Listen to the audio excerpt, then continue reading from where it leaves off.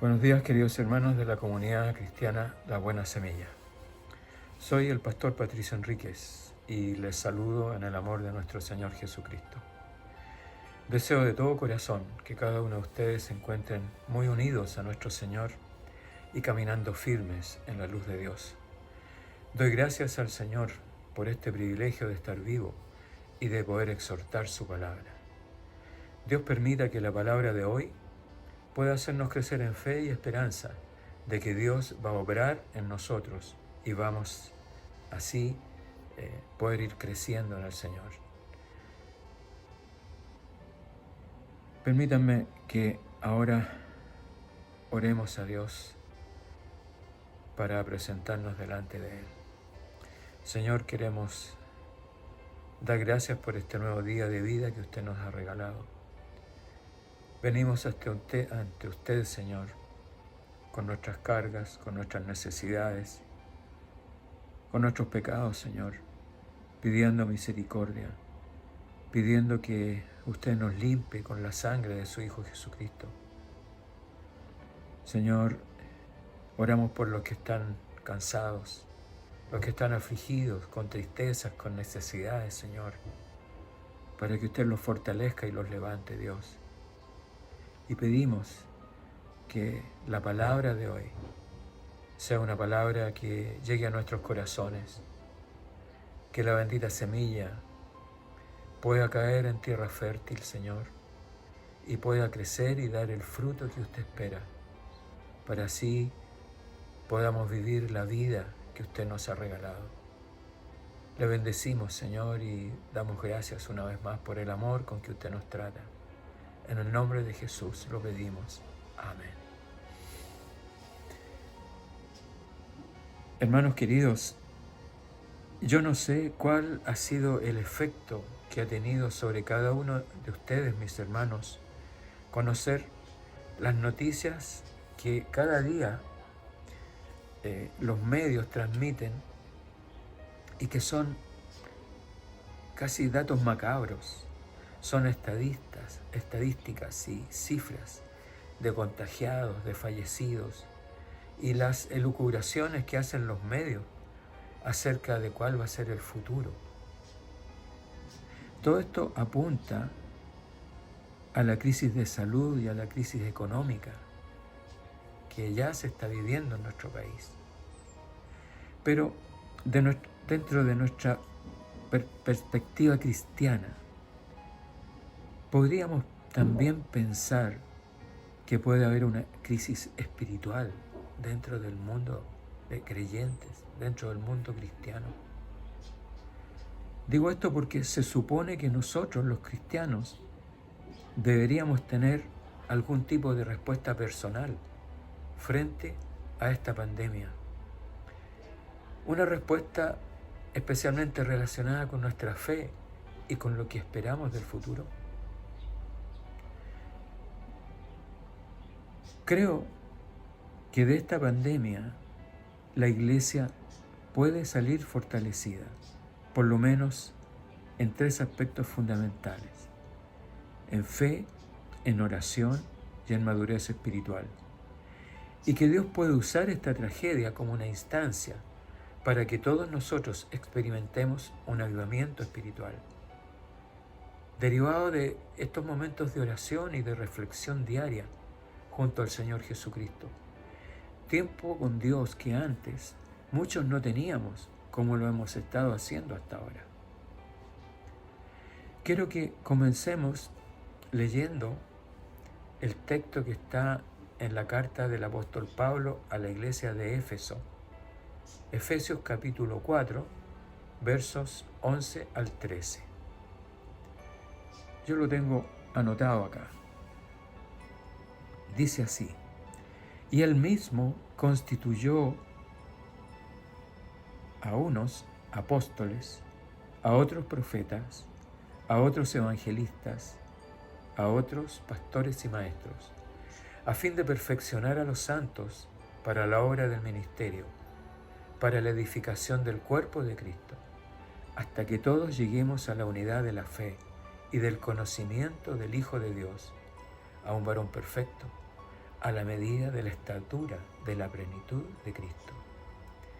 En este texto, en los versículos 11 y 12 de esta carta, se lee que Cristo ha dado dones espirituales a la Iglesia con el fin de perfeccionar a los santos para la obra del ministerio, para la edificación del cuerpo de Cristo.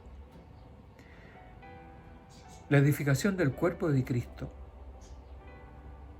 significa que nuestro crecimiento es en madurez espiritual. No se trata de un crecimiento numérico. Pero, ¿cuál es el propósito de todo esto?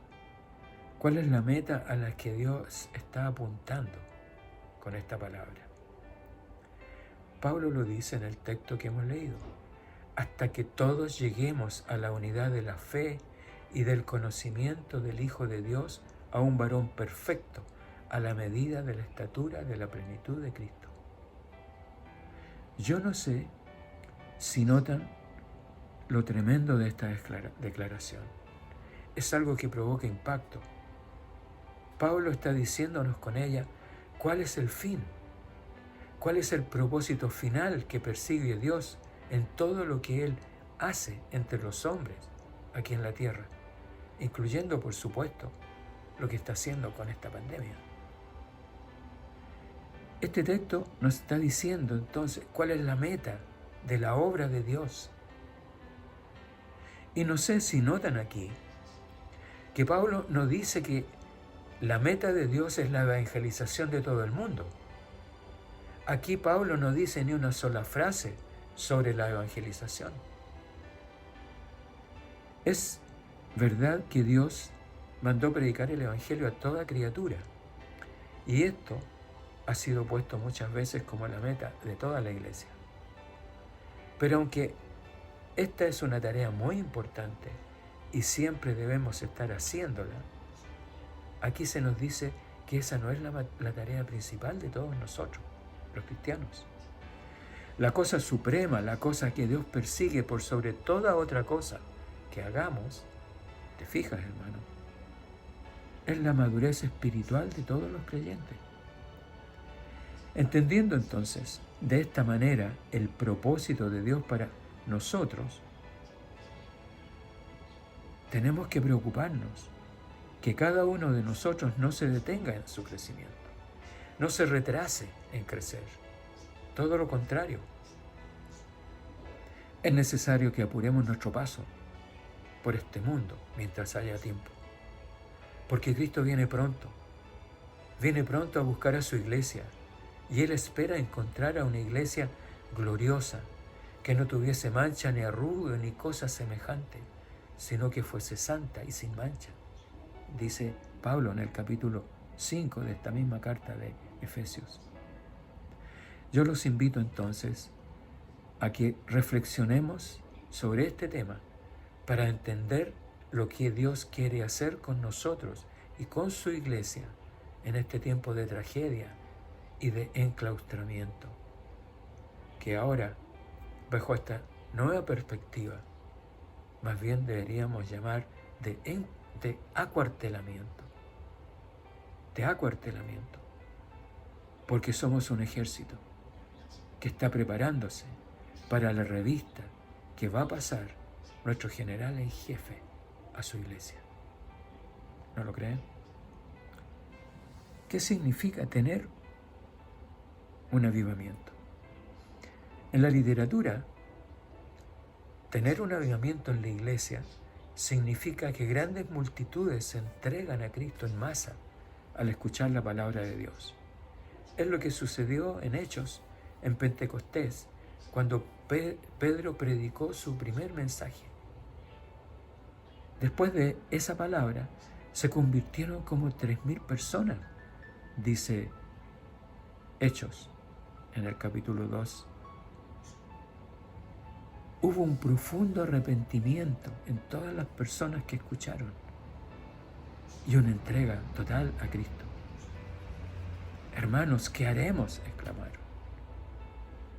Como sea que esto se manifieste, lo cierto es que como punto de partida para esta transformación, para este avivamiento, es necesario que cada uno de nosotros sintamos una completa insatisfacción por el estado en que nos encontramos y a la vez sintamos una gran necesidad de ser cambiados por Dios. Si tenemos esa actitud, nuestro corazón en esas condiciones estará muy dócil y se comenzará a abrir para que entre a él la vida de Cristo. Recuerdo ahora con mucha claridad un dibujo con el cual me enseñaron lo que sucedía en esta experiencia de ser avivados por el Espíritu Santo. El dibujo era un corazón y en su interior, en el centro, estaba dibujado un trono y el que allí estaba sentado era la palabra yo, con mayúsculas. Era yo quien estaba sentado en el trono de mi vida, dirigiéndola a mi manera. Ahora, al lado había otro dibujo, con un segundo corazón, y el trono en el centro también. ¿Y quién estaba sentado allí? Allí había una cruz vacía. Representaba a Cristo y su vida, gobernando mi vida. Este cambio representa que comenzamos a tener una relación con Cristo, de tal manera que dejamos que nuestra voluntad sea quebrantada y sometida a la voluntad del Señor. El principio de este avivamiento, entonces, es tener ese quebrantamiento. Esto puede parecer difícil y hasta doloroso puede ser, puesto que necesitamos, junto con reconocer todo el orgullo que cargamos en nuestra manera de vivir, que el yo, que nuestro yo, se doblegue ante Cristo. Esa es la única forma de tener este avivamiento personal. Es comenzar a ser no yo, sino Cristo en mí. En la carta a los Gálatas se lee: con Cristo estoy juntamente crucificado, y ya no vivo yo, mas vive Cristo en mí. Las palabras de Pablo. Esto obliga a que tomemos tiempo y comencemos a mirar con sinceridad dentro de cada uno de nosotros para ver cómo nuestro yo controla gran parte de nuestra vida como cristianos. Es nuestro yo el que se preocupa, es nuestro yo el que se impacienta, es nuestro yo el que se irrita, es el que tiene celos, es el que es envidioso, el que critica. En cada una de estas acciones, Cristo no está presente. Es nuestro yo el que ha tomado el control. Entonces, debemos examinarnos y descubrir cómo somos buenos para reclamar nuestros derechos ante otros, cómo en cada tarea buscamos nuestra propia gloria, cómo nos justificamos cuando somos sorprendidos en alguna falta. Al final, queridos hermanos, lo que debemos hacer entonces es doblegarnos y rendir nuestra voluntad ante Dios. Es por eso que para ser avivados espiritualmente necesitamos ser quebrantados y sacar nuestro yo del trono para que Cristo suba allí y comience a cambiar nuestra vida a su semejanza. Ese proceso, ya lo hemos dicho, lo hace el Espíritu Santo, pero en cooperación con nosotros. Nosotros también participamos en él. ¿Por qué? Porque el Espíritu nos habla, el Espíritu nos guía, el Espíritu nos corrige. Pero somos nosotros los que decidimos obedecer o no obedecer a su voz. Necesitamos saber que la única forma de vida que agrada a Dios es la vida de Cristo en nosotros. Es por eso que no hay otra posibilidad de crecer que ser quebrantados. Cristo se levanta como nuestro máximo ejemplo de quebrantamiento En Filipenses 2, del 6 al 8, leemos cómo se describe a Cristo negándose a sí mismo. Él renuncia a todos sus derechos, sin posesiones, sin devolver golpe con golpe, ni maldición con maldición en su quebrantamiento. Así Él fue capaz de ir humildemente ante la cruz sin una queja para entregar su vida por nosotros. Así entonces nosotros, poco a poco, podemos ir renunciando también a los hábitos que no corresponden a la vida de Cristo y dejando que Él esté en el trono de nuestra vida. Es como aprender a caminar. Cada vez es un paso más largo y más firme. Mientras yo tenga el control de mi vida, es decir, mi carne me controle, Dios no podrá hacer mucho con nosotros. Porque los frutos del Espíritu que Él desea que se desarrollen en mi vida se oponen a las obras de la carne, obras que están enumeradas en Gálatas 5, del 20 al 23. Uno de los traumas que el pecado ha hecho en la vida del hombre es que ha sido alejarnos de la vida de Cristo. Eso ha convertido que las relaciones entre hermanos sean relaciones superficiales, incluso a veces nulas. ¿Qué ha pasado? Cuando el pecado entró a la vida del hombre, no solo rompió la relación del hombre con Dios, sino también la comunión entre todos nosotros.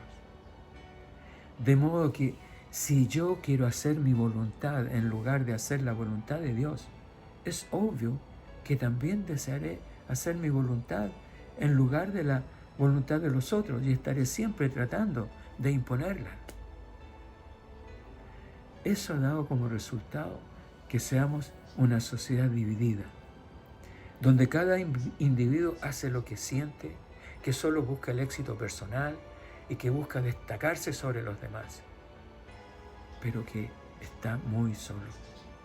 Hemos construido una sociedad de individuos divididos y aislados. Una sociedad dividida entre jóvenes y viejos, ricos y pobres, hombres y mujeres, los con casa y los sin casa. ¿Y qué hacemos las personas para vivir en esta sociedad de hoy? Bueno, vivimos en forma independiente, llenando nuestras vidas con programas, con actividades. Gastamos varias horas al día mirando la televisión. Nos llenamos de trabajo y afanes. Tomamos cursos, hacemos cosas, pero vivimos solos. En nuestras conversaciones, ¿de qué hablamos? Hablamos de los programas de televisión, hablamos del trabajo, pero no sabemos hablar de nosotros mismos. No hablamos de lo que sentimos, porque no estamos capacitados para lograr encuentros verdaderamente personales. Y nosotros, las iglesias, ¿qué hacemos frente a esta realidad? ¿Enseñamos otra forma de vida? ¿Aislamos o integramos a las personas? Y nosotros los miembros, ¿actuamos individualmente o como familia de Cristo? ¿Qué mensaje transmitimos? ¿Se fijan, hermanos, que tenemos una gran deuda? Esa no es la vida con Cristo en el control. Mire, lea usted cómo era la vida de los primeros creyentes en Hechos capítulo 2. Esas eran vidas bajo el control del Espíritu Santo, la vida de Cristo en ellos, ¿no es cierto? Eso no es una utopía, esa no es una fantasía. ¿Qué tarea tan grande tenemos pendiente? ¿No lo creen? Y saben, es la razón por la que cuando pensamos en el nombre de nuestra iglesia, se nos ocurrió llamarla pretenciosamente comunidad y no iglesia, aunque somos la iglesia de Cristo. Pero ¿somos realmente comunidad? Ser comunidad entonces pone sobre nuestras espaldas otra gran responsabilidad, ¿no lo creen? El mundo de hoy es un mundo que se ha apartado de Dios. Y al apartarse de Dios, no puede ser menos que un mundo lleno de tensiones, de desencuentros, de disputas, de conflictos. Todo provocado por el individualismo. Pensemos que la obra de Cristo en la cruz no fue solo para restablecer la comunión del hombre con Dios, sino también del hombre con su prójimo. Entonces, todo lo que constituye una barrera entre nosotros y nuestro prójimo viene a ser una barrera entre nosotros y Dios también. Hoy entonces, mis hermanos, estamos siendo llamados a un avivamiento espiritual. Pero la tarea entonces es comenzar a derribar esos muros que hemos construido para aislarnos de aquellos con los que hemos tenido alguna diferencia tal vez, o agravios o injusticias. ¿Por qué? Porque esos mundos también nos separan de la comunión con Dios. Esto parece difícil, ¿cierto? Cada vez más difícil. Pero queridos hermanos, necesitamos este avivamiento. Necesitamos este avivamiento en la iglesia. Y este avivamiento debe comenzar por nosotros mismos. Y Dios nos está mostrando cómo el mundo necesita volverse a Él ahora más que nunca. Ellos están en completa oscuridad. ¿Y dónde está la luz que ese mundo necesita para poder ver? Tal vez esa luz ha sido puesta por nosotros debajo del almud y no sobre el candelero. Por eso no es posible verla. La pandemia es una oportunidad para que cambiemos, para hacer ese cambio y saquemos la luz que muchos tenemos escondida para ponerla sobre la cima más alta. Porque nosotros somos esa luz que debe brillar. Hoy es el tiempo de obedecer a Dios, de comenzar a brillar. Pero ¿cómo vamos a brillar? ¿Cómo vamos a hacerlo? Miren lo que dice la palabra en Efesios 5:8. Porque en otro tiempo erais tinieblas, mas ahora sois luz en el Señor. Andad como hijos de luz. Andamos como hijos de luz. ¿Y qué es andar en la luz? ¿Lo sabemos?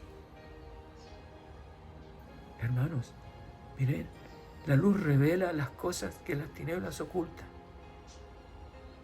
La palabra dice, mas todas las cosas cuando son puestas en evidencia por la luz, son hechas manifiestas, porque la luz es lo que manifiesta todo. Efesios 5:13.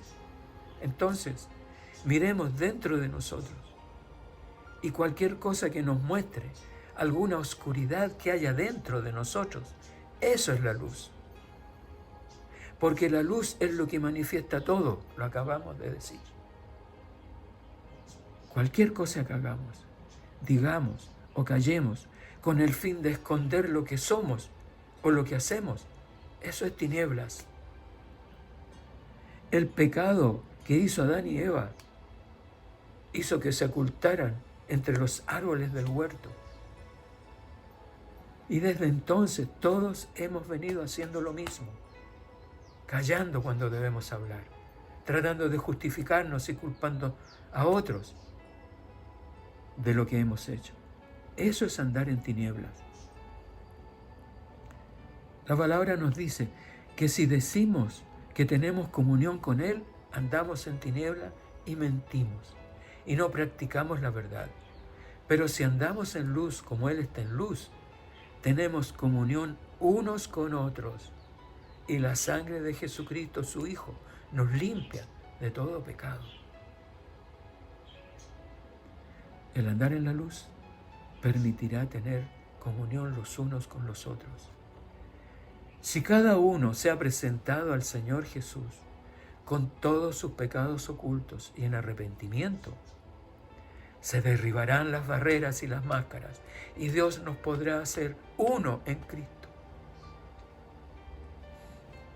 Y quedaremos unidos por el amor no fingido. Formamos un solo cuerpo bien concertado y unido por todas las coyunturas que se ayudan mutuamente según la actividad propia de cada miembro, recibiendo su crecimiento para ir edificándose en amor, para ir edificándose en amor, para ir madurando espiritualmente. Andar en la luz hará que todo pecado sea descubierto en nuestras vidas. Eso implica que alguien más debe saberlo, no podemos seguir ocultándolo. Habrá que buscar quién será esa persona. ¿Será mi esposa? ¿Será mi esposo? ¿O será mi hermano más cercano, con el que tengo más confianza? Pero ya no debo vivir con una careta que oculte quién soy yo en verdad. Porque eso sería vivir en la mentira y en las tinieblas. ¿Se entiende? ¿Se entiende, mis hermanos? ¿Será mucho pedir? ¿Es mucho lo que Dios nos está pidiendo?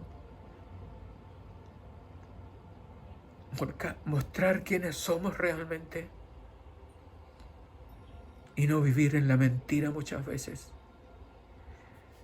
Yo creo que sin esa honestidad, sin esa sinceridad, no podemos llegar a tener verdadera comunión el uno con el otro, ni tampoco con Dios, ni hacer programas, ni proyectos, ni metas.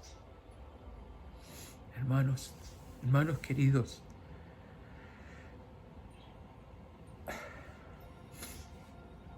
hoy es viernes 26 de junio. En mi casa hemos cumplido 93 días en que cada noche, entre las 21 y las 23 horas, APP, los tres que somos, hemos estado en la cita con el Señor para reflexionar, perdón, hermanos,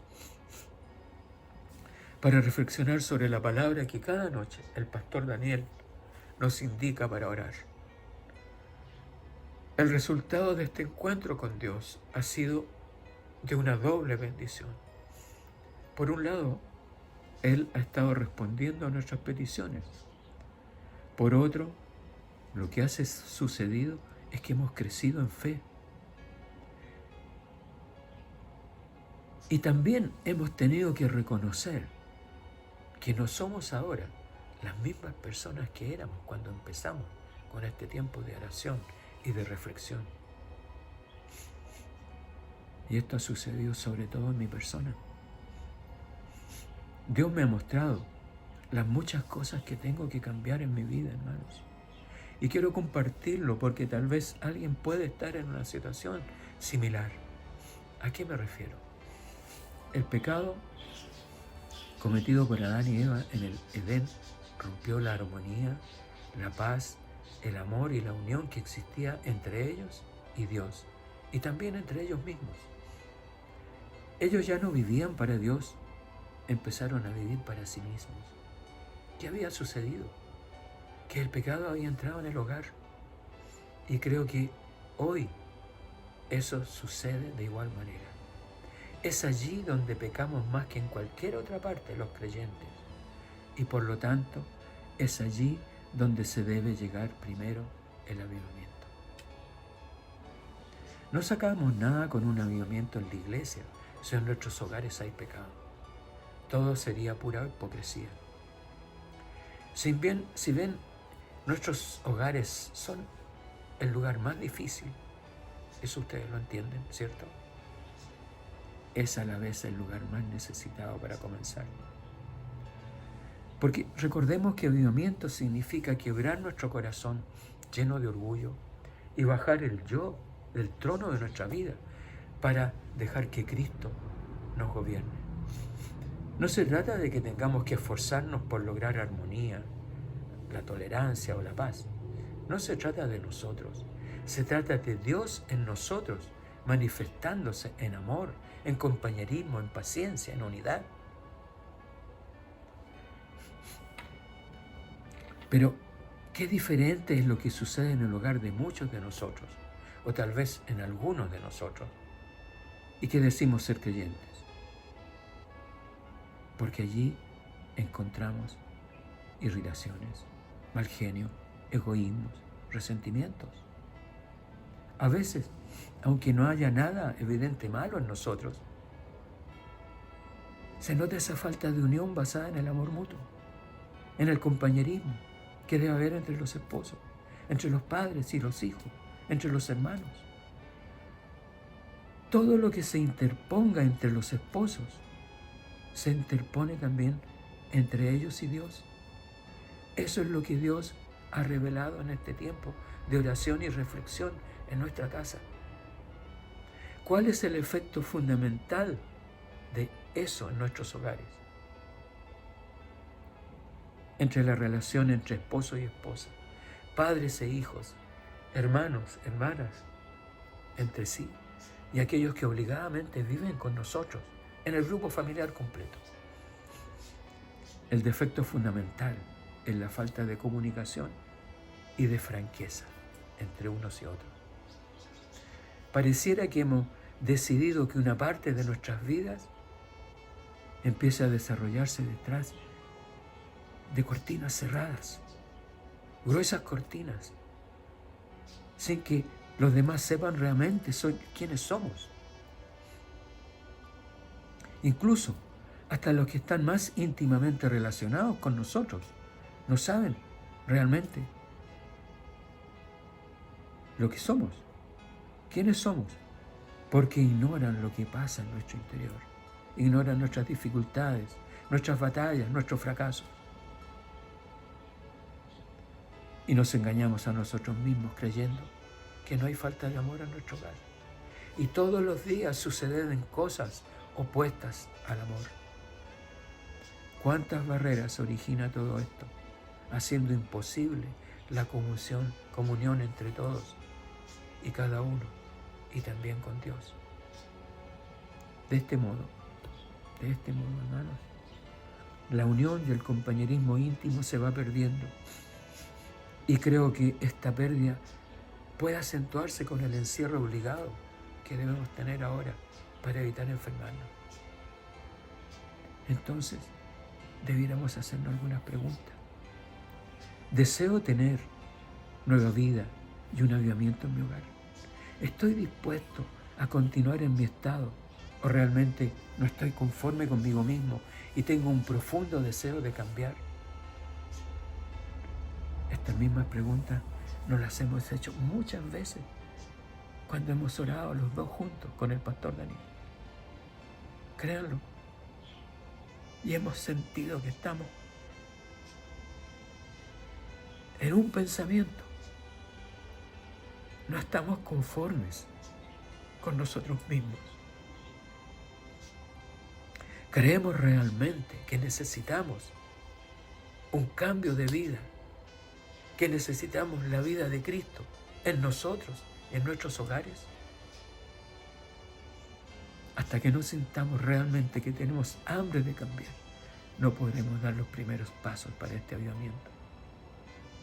El primer paso necesario es descubrir lo que está mal en nosotros y que llamemos pecado a lo que es pecado. Y que luego llevemos esto a la cruz. ¿Por qué a la cruz? ¿Qué deberá suceder allí? Allí Dios nos va a mostrar el verdadero Dios precio que Él pagó para darnos la vida nueva. Y a medida que nos vayamos dando cuenta de esto, de la magnitud de su amor, empecemos a inclinarnos ante esa cruz, enseñar de humildad. Y ese inmenso amor irá penetrando nuestros corazones. Y llegará entonces a nosotros el deseo de un total arrepentimiento. Y allí empezarán a fluir los frutos del Espíritu. Mientras su sangre nos va limpiando de todo pecado y llenándonos con la misma naturaleza de Jesús. Ese bendito proceso puede llevarse a cabo cada vez que la menor sombra de pecado trate de ingresar a nuestra vida. Todo esto, hermanos, queridos, créanlo, hará que nuestros hogares empiecen a caminar en el camino de Cristo. Verdaderamente empezaremos a vivir las vidas en verdad, en luz. Y estaremos ganando la gran batalla. Y cada vez más podremos caminar en la luz y no en las tinieblas. ¿Estaré equivocado? ¿Será que todo esto es una sola imaginación? ¿Es solo un sueño? No quiero extenderme más, queridos hermanos. Termino pidiéndole, no olviden, por favor, que para poder subir hay que primero bajar. Que para poder subir es necesario bajar. Y que para resucitar es necesario morir. Gálatas 2:20. No lo olviden. Vamos a orar. Señor, tal vez sintamos que estamos destruidos, tal vez. Esa no ha sido la intención, Señor. Pero su palabra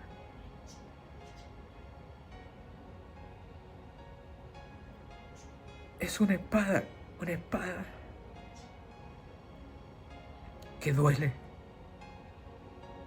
Mientras va penetrando profundamente en nuestros corazones, Señor.